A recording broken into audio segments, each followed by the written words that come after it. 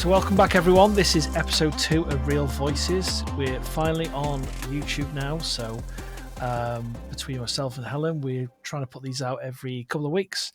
I think we can do that. Regular content's important, and that's how the algorithm works. So how are you doing, Helen?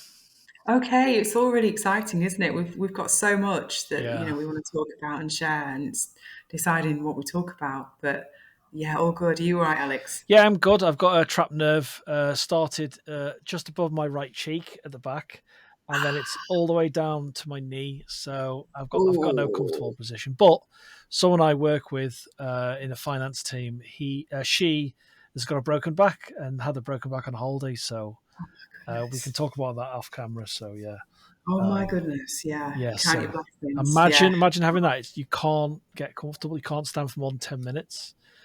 So, and this is someone that's very similar to age to us, I think. So, yeah, It's when things start going wrong, isn't it? It's exactly. Yeah, yeah. uh, You sneeze the wrong way, you put your neck out, don't you? exactly. Yeah, that's so true. I've done that. Yeah. I've done that before, picking up toys after my dog, where I've just injured, feel like I've just tweaked something in my back, and then it's like, oh, what the hell's going on?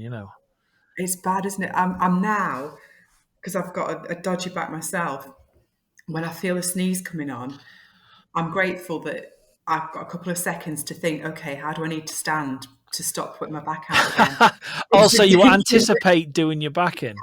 Yes, I know what's going to happen. So there's a way that I've got to stand just to prevent it from happening. Yeah, that's an aspect of what we're going to talk about. That we've got a couple of things we want to like to talk about and raise is how you translated your epic piece of work from the page to the screen with myself. With the culmination of your work is in several stages as far as I see it, and the stage I came in was helping you produce, and we produced Queering Blackpool together, but it's taken on many it's gone down many avenues, and it has many different forms. So I'd love to talk about the kind of history of that, and Yeah.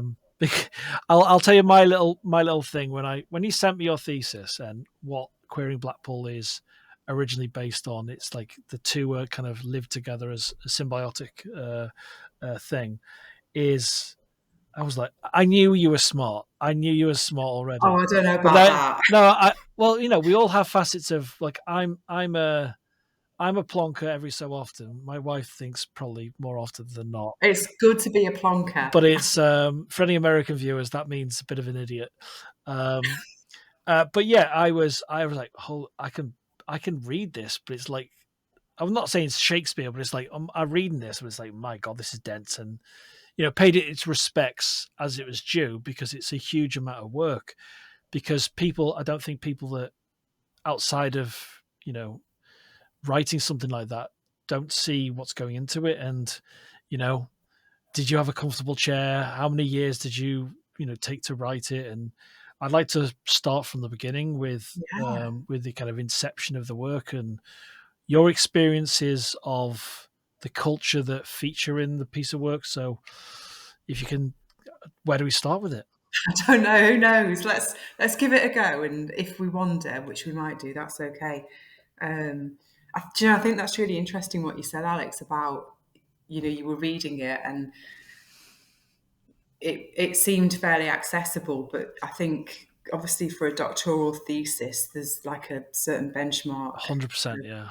that you've got to hit. And whilst I always wanted it to be accessible, there's certain things and like not necessarily regulations, but things that you have to do and you have to adhere to. And I think that can make it quite hard.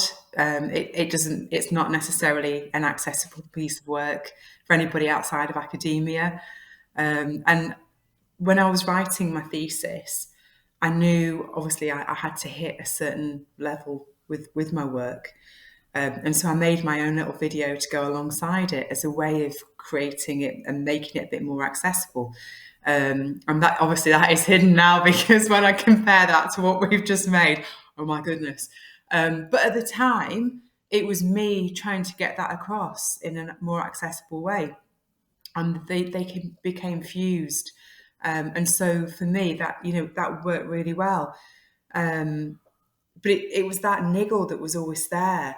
That this, I want people to see this, and the stories here that I want other people to hear about, and I want people to know about it. And when I was writing the thesis itself, I felt I was in a really difficult position because I became part of it. Originally it was like ethnographic, so like looking at people and place. But then I found myself more and more in it. And I don't mean me as a drag queen, because I'm not. But me as a person, like rooted in that research, with that history, with that growing up, with that knowledge, with that, these are the people that, I'm friends with, I'm comfortable with, I go to these places, and not wanting to exploit all that. And I suppose my first little go at filmmaking, which was weird being on the opposite side of the camera, because originally I trained in drama, so I was used to being on the other side of the camera. To Yeah, be behind it myself was really strange. It was a way of kind of protecting myself, but my participants. But that feels sterile as well. And I think I was. that's something. Can we just put a pin in Yeah, that particular book, because I want to? That's a really important aspect for other filmmakers. I'm going to ask you a really difficult question about go your for work. it. Can you summarize your thesis? Oh my goodness, I feel like I'm back in Reviver. Just for Um, anyone out of context, yeah, like just set absolutely. set the Yeah, scene for us and where you were in yeah, life and everything. And yeah. It's ethnographic, autoethnographic study of um, the working class seaside town of Blackpool, and how its social history and working class culture has created a ready-made platform for the drag entertainment that we see today and that's so vibrant in the town. What it does, getting a tiny bit academic, but no, not no, too no, academic. it's important. That's important as well. Yeah, You can't just be dismissive of the way you put it together and that. absolutely. It draws on Bakhtin and about world turned upside down. So, if we look back in medieval times, feast times and celebrations, it's where the workers were allowed to be anything they wanted, anything could happen, where power was ridiculed and mocked, where there were no rules, where you could be what you wanted to be, say what you wanted to say. And I was almost comparing that to what we see on the drag stage and through the drag queens. What happens there you couldn't see necessarily in everyday life. When we hear some of the amazing queens that we've met, or if you go anywhere, what you hear and what you see. If you were to say that to somebody walking down the street, it would be, oh my goodness, what's going on? But for that moment, that can happen. So I used some of Bakhtin in my work. So that's a bit of the academic side. But it was also strange for me because I was born in Blackpool, grew up just down the road, and I was moving away from the place, physically moving away. I'd got a new job. Did Um, you feel like you were losing part of yourself at that point? yeah, and I felt it was difficult because I had my thesis to finish, and I didn't want to exploit all of this for the purpose of passing this exam. But I still had it to finish, it was somewhere that I was leaving behind for my own benefit, for my new job and a new home. And it was that tension that felt really awkward at times. And I think, well, it did come through in the written thesis, and it came through in the little bit of filming that I did. And I suppose, I don't know if it's some of that that made me think, I want to go back and I want to do something with this.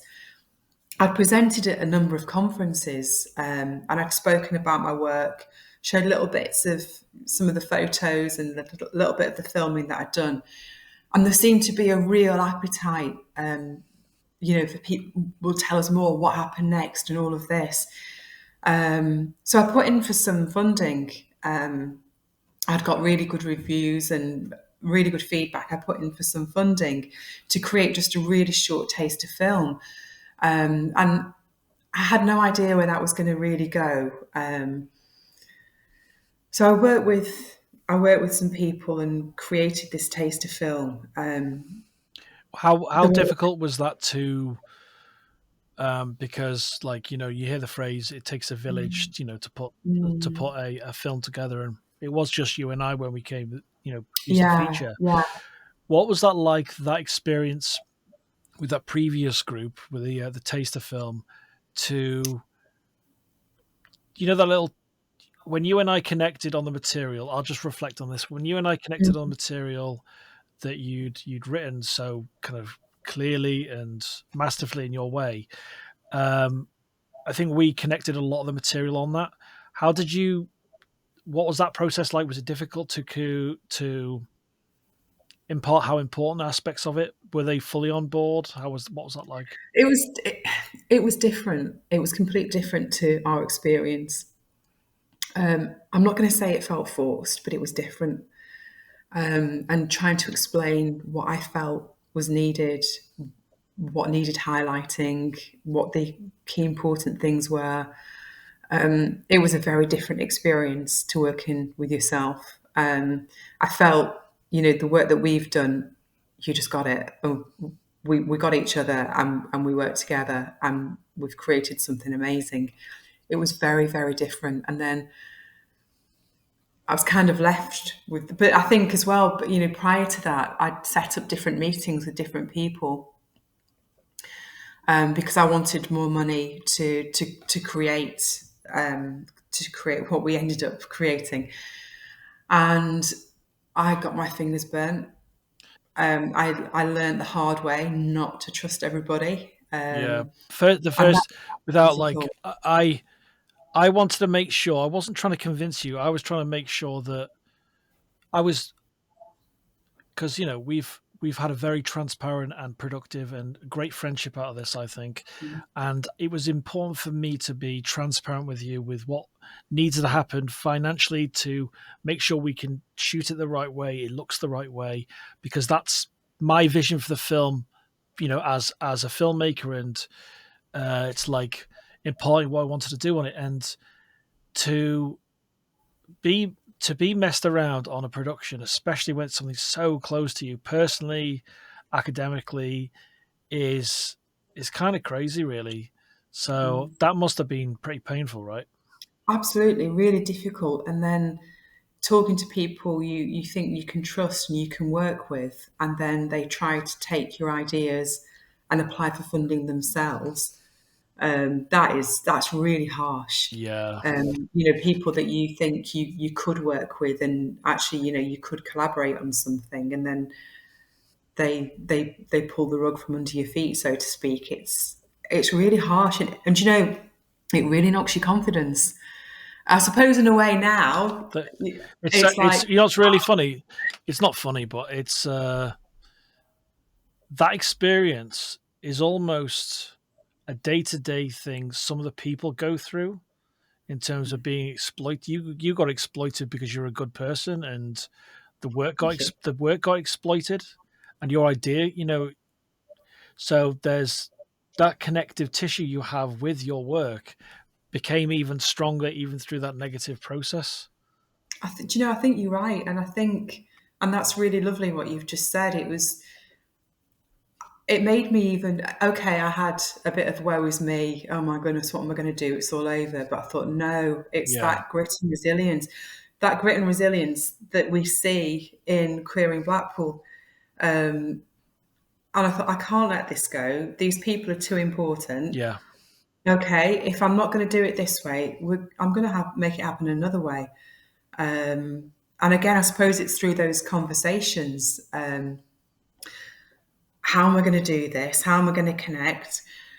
How am I going to connect something that took years to write and research, and it's in academic language, and make it accessible to yeah, everybody, but still getting those key themes across. yeah, exactly. And I think it's through those conversations, those early conversations that we had. We both understood we need to show this. We feel awkward showing this, but we have to show it in Yeah, order to highlight this. And it's that truthfulness, Mm. it's that um, authentic nature. Um, we None of it was staged, none of it was set up, because the thesis wasn't. It was natural.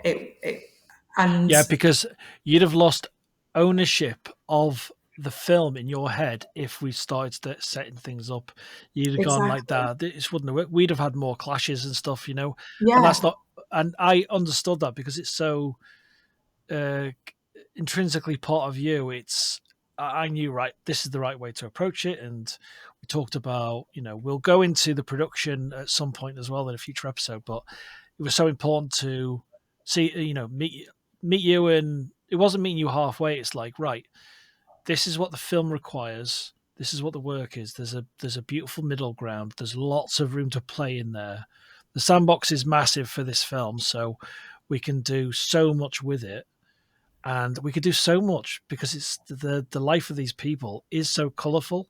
There's dark, shadowy areas, but there's also bright and love and compassion as well. And I what we achieved, I'm extremely proud of, and it must be so satisfying for yourself to go from going through doing that writing, spending all that time and process and sweat and tears and research and the hard work to get messed about and then finally get to the point where this is reflects your work. yeah, That's really quite something, I think.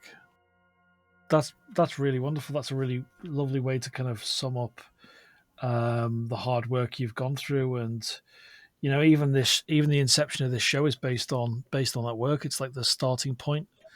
So yeah, thank you so much for sharing that, Helen. thanks, Alex, thank you.